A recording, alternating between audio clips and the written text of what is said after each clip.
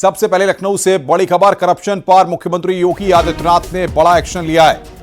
IAS अफसर अभिषेक प्रकाश को suspend किया गया है। इन्वेस्ट यूपी के सीईओ हैं अभिषेक प्रकाश। कमीशन मांगने के एक आरोपी को भी गिरफ्तार किया गया है। बिजनेसमैन की शिकायत पर एफआईआर दर्ज की गई है। सोलर इंडस्ट्री से जुड़े मामले में यह एक्शन लिया गया है। काम कराने के बदले कमीशन मांगने का आरोप लगा है। तो बड़ी खबर यहां पर हम आपको बता रहे हैं, आईएएस ऑफिसर अभिषेक प्रकाश पर कार्रवाई की गई है और साथ ही साथ कमीशन मांगने वाले निकांत जैन को गिरफ्तार किया गया है। कमीशन मांगने का एक आरोपी भी गिरफ्तार किया गया है।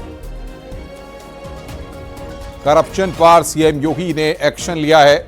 इन्वेस्ट यूपी के सीईओ अभिषेक प्रकाश को सस्पेंड किया गया है। गाजियाबाद में एक दिल दहला देने वाला मामला सामने आया। सड़क पर खड़े एक लड़के को तेज रफ्तार बाइक सवार ने जोरदार टक्कर मार दी। पीड़ित लड़का शाकिब नंदग्राम थाना क्षेत्र के राजनगर एक्सटेंशन में एक निजी मॉल में काम करता है। एक महीने पहले 21 फरवरी की सुबह जब वो अपना काम खत्म करके टेम्पू का इंतजार कर रहा था, तभी पीछे से तेज रफ्तार बाइक ने टक्कर मार दी। टक्कर लगने के बाद लड़का सड़क पर दूर जा गिरा। आसपास मौजूद लोगों ने उसे जिला अस्पताल में भर्ती कराया, जहां से उसे जीटीबी रेफर कर दिया गया है। जानकारी के अनुसार शाकिब के गंभीर चोट आई है, साथ ही उसके पैर की हड्डी भी टूट गई है। एक महीने पहले की घटना का सीसीटीवी क्लिप अब वायरल हो रहा है।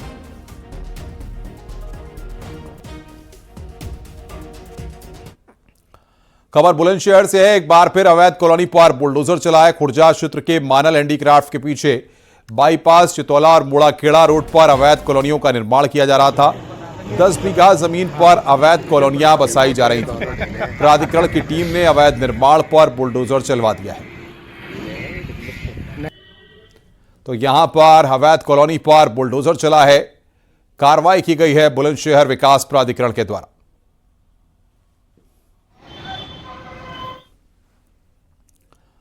गाजियाबाद नगर निगम टीम ने करोड़ों की जमीन कब्जा मुक्त कराई है। सरकारी जमीन पर भूमाफिया ने कब्जा कर रखा था।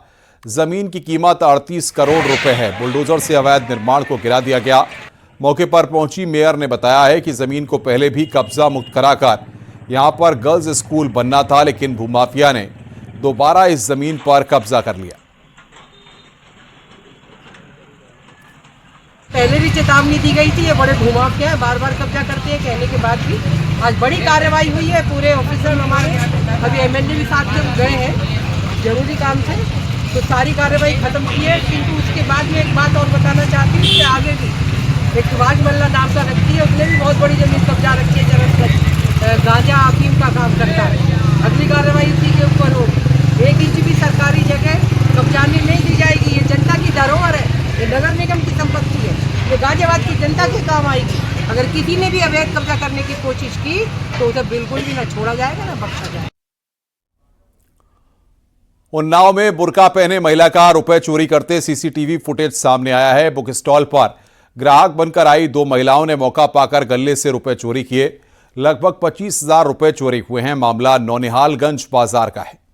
यह एक्सक्लूसिव तस्वीर इस वक्त हम आपको दिखा रहे हैं। बुर्के में पहुंची थी 2 महिलाएं। बुक डिपो से 25,000 रुपए की चोरी यहां पर की गई है। सीसीटीवी में कैद हुई है पूरी घटना।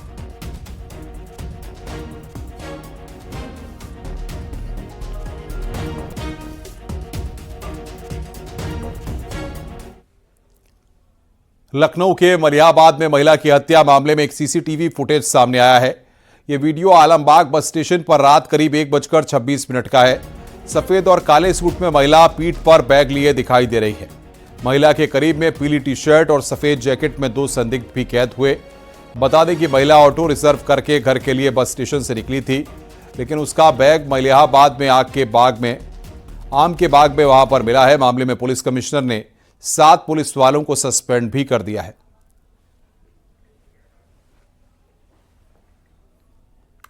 मेरठ में हुए सनसनीखेज हत्याकांड के कई राज सामने आ रहे हैं। कातिल प्रेमी साहिल हत्या के बाद सौरभ का धड़ लेकर घूमता रहा। यही नहीं, दोनों हाथों की हथेली काटकर बैग में लेकर घूमता रहा। जिस बेड में लाश को छुपाना था उसमें जगह कम थी, इसलिए साहिल धड़ और कलाई काटकर साथ ले गया।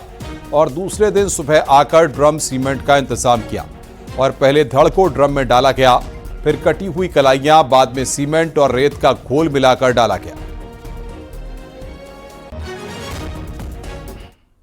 इन्होंने जो बॉडी थी उसे एक बैग में भर दिया था, उसको बेड में डाल दिया था और जो सिर और हाथ कलाई थी ये अपने साथ लेके ये लोग साहिल अपने साथ लेके चला गया था अपने घर पे। अच्छा। अगली सुबह ये लोग वापस आते हैं। वापस आने के बाद इन लोगों ने सीमेंट खरीदा और सैंड वगैरह खरीदा, अलग अलग शॉप से ड्रम खरीदा है और करीब 3 बजे के आसपास इन लोगों ने शव फिर से वापस ले आके और जो हाथ और जो सिर थे इसको दोबारा ड्रम में डाला है। ड्रम में डालने और सीमेंट से इसको सील कर दिया है। मुख्यमंत्री योगी आदित्यनाथ ने बहराइच दौरे के दौरान विरोधियों को करारा जवाब दिया। विदेशी आक्रांताओं का महिमा मंडन करने वालों पर मुख्यमंत्री योगी ने बड़ा पलटवार किया। सीएम योगी ने कहा कि विदेशी आक्रांताओं का महिमा मंडन का मतलब देशद्रोह है। सीएम योगी ने विरोधियों को याद दिलाया कि किस तरह से आक्रांताओं ने सनातन संस्कृति को रौंद डाला था। अब आज का नया भारत ये सब स्वीकार नहीं करेगा। बता दें कि इन दिनों औरंगजेब और महमूद गजनवी के सेनापति मसूद गाजी पर खूब बयानबाजी हो रही है। जहां संबल में नेजा मेला की अनुमति नहीं मिली तो मसूद गाजी को अचानक सूफी संत बताया जाने लगा। किसी भी आक्रांता को महिमा मंडन नहीं करना चाहिए। आक्रांता का महिमा मंडन का मतलब देशद्रोह की नींव को पुख्ता करना और स्वतंत्र भारत ऐसे किसी देशद्रोही को स्वीकार नहीं कर सकता है जो भारत के महापुरुषों को अपमानित करता हो, उन आक्रांताओं का महिमा मंडन करता हो जिन आक्रांताओं ने भारत की सनातन संस्कृति को रौंदने का कार्य किया था, बाहर बेटियों की इज्जत पर हाथ डालने का काम किया था, हमारी आस्था पर प्रहार किया था, उसे आज का ये नया भारत स्वीकार करने को कतई तैयार नहीं है। और इसीलिए मैं आपके कहने के लिए आया हूं, विकास की गाथा तभी आगे बढ़ सकती है जब हम अपनी विरासत को पूरे गौरव के साथ आगे बढ़ाने का काम कर रहे हैं। विदेशी आक्रांता को धूल दूषित करते हुए महाराज सुहेलदेव ने भारत की विजय पताका को दिगंत तक पहुंचाने का काम किया था। महाराज सुहेलदेव का शौर्य और पराक्रम इस स्तर का था, उन्होंने विदेशी आक्रांताओं के साथ जो शौर्य और पराक्रम का परिचय दिया था उसी की परिणति थी कि 150 वर्षों तक कोई विदेशी आक्रांता भारत पर हमला करने की कोई दुस्साहस नहीं कर पाया था।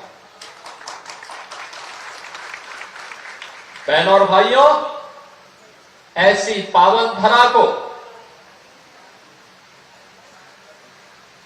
जो ऋषि बालार्क की साधना से पवित्र हुई हो, जिस पावन धरा को अपने शौर्य और पराक्रम से महाराज सुहेलदेव ने विजय भूमि के रूप में बदल करके इसे बहराइच की पहचान दी, इस बहराइच की पावन धरा को नमन करते हुए मैं आप सबका हृदय से अभिनंदन करता हूं। वहीं बीजेपी सांसद राजकुमार चाहर और यूपी सरकार में मंत्री दयाशंकर सिंह ने भी औरंगजेब विवाद पर तीखी प्रतिक्रिया दी है। करोड़ों समर्थक हो सकते हैं, लेकिन उन्होंने एक आक्रमणकारी के रूप में ही भारत में उनका पहचान है और हो सकता है उनके चाहने वाले होंगे, लेकिन भारतीय संस्कृति, सभ्यता, भारतीय अध्यात्म को उन्होंने नष्ट करने का काम किया। जो आक्रांता हैं, जिन्होंने मुगल काल में भारत की सभ्यता को, संस्कृति को, हिंदू धर्म को नष्ट करने का जो उन्होंने प्रयास किया, सोमनाथ से लेके अयोध्या से लेके काशी मथुरा में सब जगह विध्वंस करके सनातन धर्म को मिटाने की कोशिश की, ऐसे लोग उनको संत नजर आते हैं। कांग्रेस पार्टी और समाजवादी पार्टी के डीएनए में सनातन का विरोध करना है। नाजी मेला न लगे, ये प्रशासन ने फैसला किया है, सरकार ने फैसला किया है। अब किसी आक्रांता के नाम से, औरंगजेब के नाम से, बाबर के नाम से, हुमायूं के नाम से, इनके जो बर्बर रहे हैं, जिन्होंने ज़बरदस्ती धर्म परिवर्तन कराए हैं, लूट की है, भारत को लूटा है, ऐसे मुगल आक्रांताओं के नाम से आप कैसे उनको संत कह सकते हो? औरंगजेब मुद्दे पर मुजफ्फरनगर के पूर्व बीजेपी विधायक विक्रम सैनी ने बयान देते हुए कहा कि औरंगजेब की निशानी को देश से मिटा देना चाहिए। बाबर की निशानी मिटी, बाबरी मस्जिद ध्वस्त करके वहां मंदिर बना और अब समय आ गया है कि औरंगजेब की निशानी भी मिटा दी जाए। का नाम निशान मिट जाना चाहिए, उनके वंशजों का, उनके सिपह सालारों का। क्या मतलब है यहाँ कब्रों का?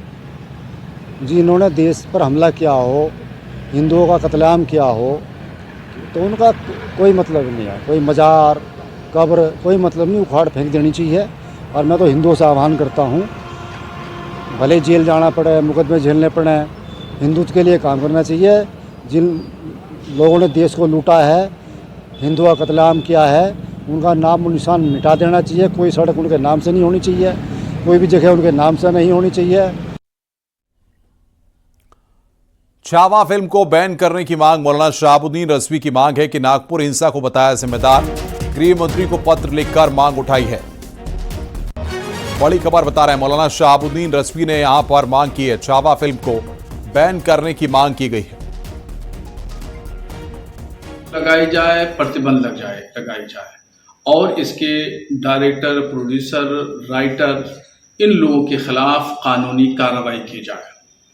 इस फिल्म ने औरंगजेब बादशाह की तस्वीर इस तरह पेश की है कि उससे हिंदू नौजवान भड़क रहे हैं और उत्तेजित हो रहे हैं, और ये तमाम चीजें हेट स्पीच के दायरे में आती हैं।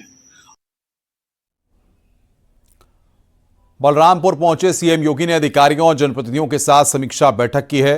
सीएम योगी ने देवीपाटन मंदिर पर चैत्र नवरात्रि मेले को लेकर भी जानकारी ली और अधिकारियों को कई निर्देश दिए हैं। विकास कार्यों का भी मुख्यमंत्री ने फीडबैक लिया। तो चैत्र नवरात्रि मेले को लेकर मुख्यमंत्री के द्वारा बलरामपुर में समीक्षा बैठक की गई। विकास कार्यों की भी जानकारी मुख्यमंत्री के द्वारा ली गई।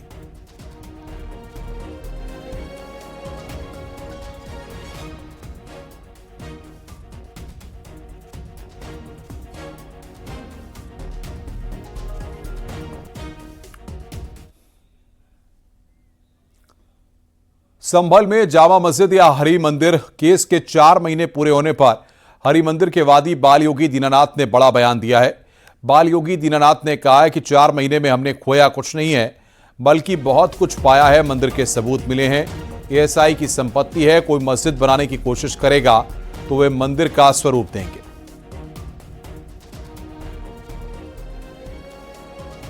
इन 4 महीनों में तो खैर कुछ नहीं खोया है, इसमें तो केवल पाया ही पाया है।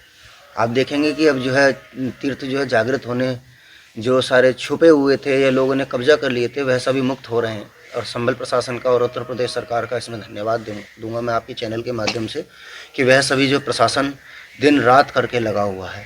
लेकिन इस केस में वर्तमान समय में हमारी जो टीम है, हम वादी पक्ष के जो तरफ से हमारे जो विष्णु शंकर जैन जी हैं, हरिशंकर जैन जी हैं, और माननीय न्यायालय पे हमें तो पूर्ण विश्वास है।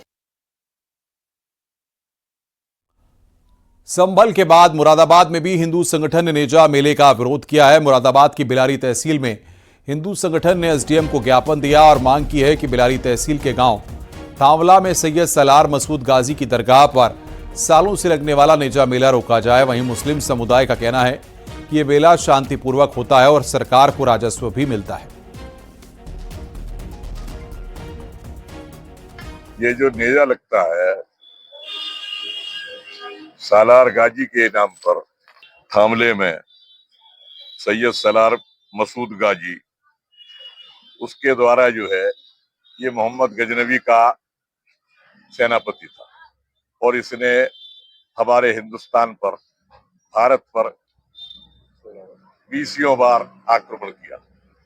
इन्होंने सोमनाथ मंदिर को भी लूटा और पृथ्वीराज चौहान को भी इन्होंने 16 बार हराने के बाद 17वीं बार जो है उसको ले गए।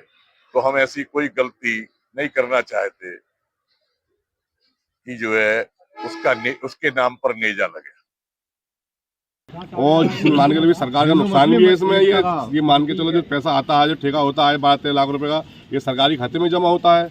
और ये जो पैसा जमा होता है सरकार, मान के चलो हमारी ये ग्राम पंचायत सरकार को नुकसान है इसमें पैसे में, ये नहीं होगा तो क्या मांग करेंगे शासन प्रशासन से? यही मांगना चाहते हैं जो मेला होता चला है ये मेला होने दें, इससे कोई आपत्ति, कोई आज तक कोई लड़ाई झगड़ा कुछ नहीं हुआ आज तक।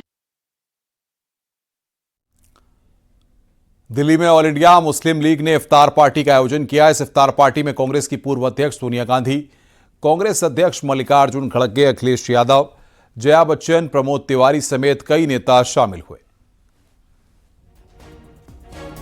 ये तस्वीर इस वक्त हम आपको दिखा रहे हैं। अखिलेश यादव और जया बच्चन भी शामिल हुए रोजा इफ्तार के कार्यक्रम में। दिल्ली में इफ्तार पार्टी का आयोजन हुआ। ये तस्वीरें इस वक्त हम आपको दिखा रहे हैं।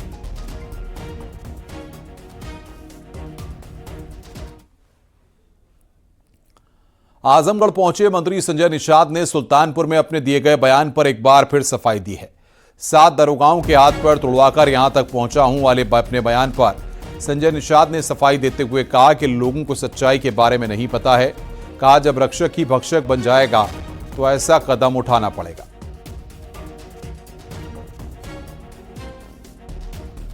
शिक्षा से सभी समस्याओं के ताले खोले जा सकते हैं।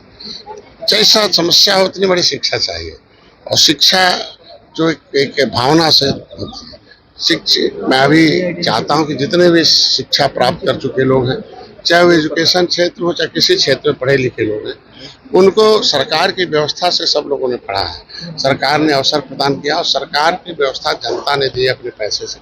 तो सामाजिक ऋण चुकाने की भावना लेकर जो गरीब छूटे लोग हैं, जिनके पैसे से हम लोग पढ़े हैं, उनके प्रति भी भावना हो कि उनके बच्चे कैसे पढ़ेंगे, आगे बढ़ेंगे। बिना शिक्षा के हम कब तक अनाज खिलाएंगे, कब तक उन्हें मकान देंगे, कब तक।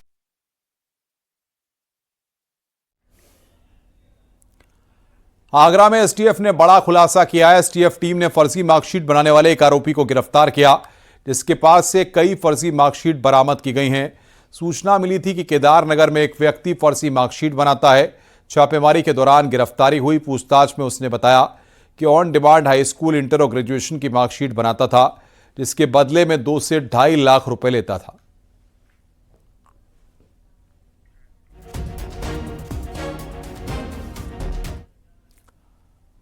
गाजियाबाद के आसरा अपार्टमेंट में एक चौंकाने वाली घटना सामने आई है।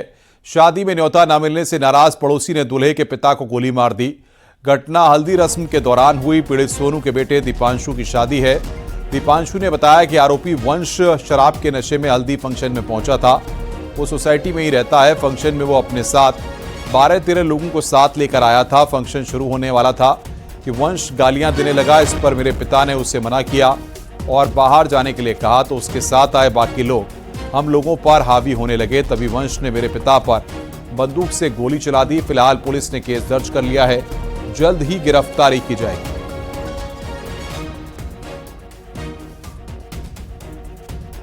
क्या घटना हुई आज आपके साथ? पापा के साथ आज बंदूक लगी सुबह 10 बजे। किसने गोली चलाई, किसने चलाई? बंसो ने चलाई थी, हमारे बराबर में। आपके पास में रहता है? हाँ, हमारे पास में। लड़ाई किस बात को लेकर हुई थी? लड़ाई वैसी हुई थी, हमारे घर में हल्दी की रस्म में मेरी शादी है। शादी कब की आपकी? 22 तारीख की है। 22 तारीख यानी कल शादी है? हाँ, कल की शादी। परसों। तो मेरे पापा ने बोला भाई क्यों गाली वाली पकड़, फिर उन्होंने पापा के साथ सफाई करी, फिर पापा को उन्होंने बंदूक मार दी मेरे पापा के हाथ में। हल्दी रस्म के प्रोग्राम में निमंत्रण न देने को लेकर प्रतिवादी पक्ष वंश अपने दोस्त तरुण को लेकर आया, जिसमें कहासुनी होने के उपरांत वंश ने अपने पास रखी अवैध हथियार से गोली चला दी, जिससे वादी पक्ष सोनू के बाएं हाथ में गोली लगी। उन्हें उपचार हेतु तत्काल अस्पताल भेजा गया, जहां अब उनकी स्थिति सामान्य है। वादी पक्ष से प्राप्त तहरीर के आधार पर थाना टोनिका सिटी पर सुसंगत धाराओं में अभियोग पंजीकृत किया गया एवं अभियुक्त की गिरफ्तारी हेतु टीमों का गठन किया गया है। शीघ्र ही इनकी गिरफ्तारी सुनिश्चित की जाएगी। जौनपुर पुलिस ने ऑनलाइन प्लेटफॉर्म पर कार बेचने के नाम पर ठगी करने वाले गिरोह का भंडाफोड़ कर दिया है।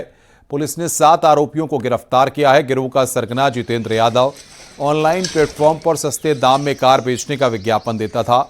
संपर्क करने वाले गिरोह को सदस्य कार दिखाने के बहाने सुनसान इलाके में ले जाते थे और बंधक बना लेते थे। पीड़ितों की आंखों पर कागज चिपका हुआ चश्मा लगा देते थे।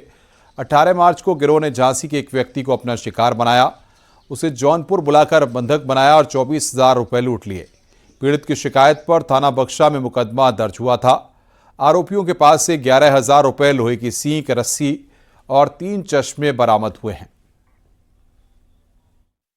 एक गैंग को पकड़ा गया है जो कि ऑनलाइन प्लेटफॉर्म के माध्यम से कार, भैंस आदि का विज्ञापन करते हैं तथा जब कोई खरीदार इनसे संपर्क करता है तो वो मोबाइल नंबर के माध्यम से बातचीत करके उनको जनपद में बुलाते हैं तथा उनको बंधक बनाकर किसी सुनसान इलाके पे ले जाते हैं।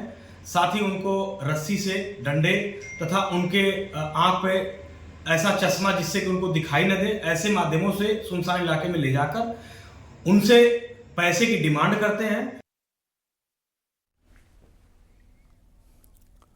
हरदोई में यातायात नियमों की खुलेआम धज्जियां उड़ी हैं। मुन्ने मियां चौराहे पर एक ओवरलोड ऑटो पर लड़के के खतरनाक हो रहा है। वीडियो में दिख रहा है कि ऑटो में पहले से ही कई सवारियां बैठी हैं। जगह न मिलने पर एक युवक की रिक्शा की छत पर लेट गया। इस तरह की घटनाओं से पहले भी कई सड़क दुर्घटनाएं हो चुकी हैं। स्टंटबाजी न केवल स्टंट करने वालों के लिए खतरनाक है, बल्कि बाकी यात्रियों की जान भी जोखिम में डालती है।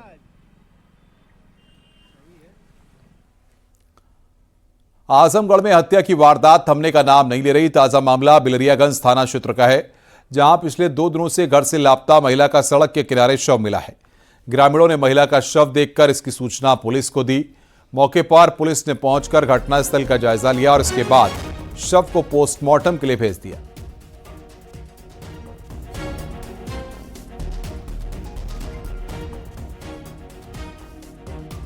आज सुबह लगभग 7 बजे एक सूचना प्राप्त हुई कि सड़क के नहर के पास में एक महिला की डेड बॉडी पड़ी हुई है। इस सूचना पर थाना बिल्लागंज की पुलिस, सीओ सगड़ी और मेरे द्वारा घटनास्थल का निरीक्षण किया गया। मौके पर जानकारी की गई तो ये जानकारी प्राप्त हुई कि ये 18 तारीख को इन महिला की गुमशुदगी भी थाने पर दर्ज की गई है। तभी से लापता थी और इनका पता नहीं चल रहा था। आज इनकी डेड बॉडी यहाँ मिली है। हम लोगों ने डेड बॉडी को नियमानुसार कब्जे में लेकर पोस्टमार्टम के लिए भिजवा दिया गया है। पोस्टमार्टम की रिपोर्ट प्राप्त होने पर और अन्य साक्ष्यों की कार्रवाई पर इसके रोज जो भी इसमें घटना में कार्य करने वाले अपराधी होंगे उनके विरुद्ध सख्त से कार्रवाई की जाएगी। ये कहाँ की रहने वाली है महिला? महिला का नाम अनीता यादव है और ये रामपुर बिलागंज की रहने वाली है।